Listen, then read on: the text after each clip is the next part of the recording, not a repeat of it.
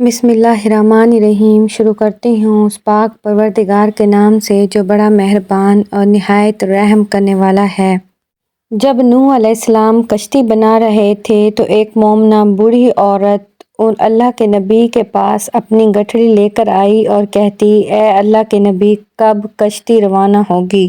تو اللہ کے نبی حضرت نوح علیہ السلام فرماتے، ابھی دیر ہے۔ وہ عورت شام تک بیٹھی رہتی اور پھر اٹھ کر چلی جاتی۔ ایک دن حضرت نوح علیہ السلام نے فرمایا کہ اے عورت، جب جانا ہوگا تو تمہیں بتا دیا جائے گا۔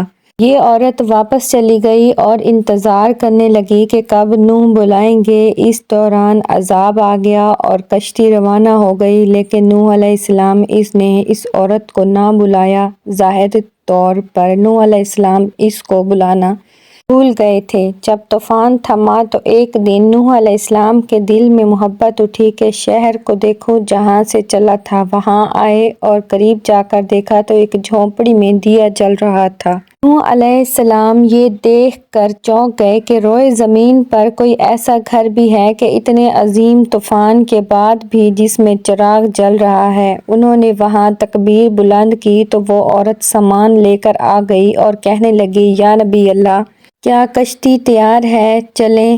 نوح علیہ السلام نے حیرت سے اس کو دیکھا اور کہا، رکو، اتنا بڑا سیلاب آیا، بارش آئی، تمہیں کچھ بھی پتہ نہیں چلا؟ بڑھیا کہنے لگی، یا نبی اللہ، بس ایک دن بادل گرجے تھے اور ہلکی سی پھوار پڑی تھی۔ نوح علیہ السلام حیران ہو کر آسمان کی طرف دیکھنے لگے اور کہا، میرے اللہ، یہ کیا ماجرا ہے؟ اللہ تعالیٰ نے نوح علیہ السلام پر وحی بھیجی کہ اے میرے پیارے نبی، اس عورت کے دل میں چونکہ تمہاری محبت تھی اور تم نے اسے پابند کر دیا تھا، اور چونکہ تمہارا اس سے وعدہ بھی تھا کہ نجات کی کشتی میں اسے لے جاؤ گے، تب جب کہ تم نے اپنا وعدہ پورا نہیں کیا، لیکن اے نوح علیہ السلام، میں تو تمہارے وعدے کا ذمہ دار تھا، اسی لیے میں نے اس بڑھیا تک عذاب پہنچنے ہی نہیں دیا۔ امام سجاد علیہ السلام پاس بیٹھے اپنے مومنین سے فرمایا، او مومنو، یہ حدیث قیامت تک کے مومنین تک پہنچانا تم پر واجب ہے۔ انہیں بتا دو کہ جس نے ہم سے محبت کی، قیامت کا عذاب ضرور آئے گا، لیکن جیسے اس بڑھیا کو پتہ نہیں چلا،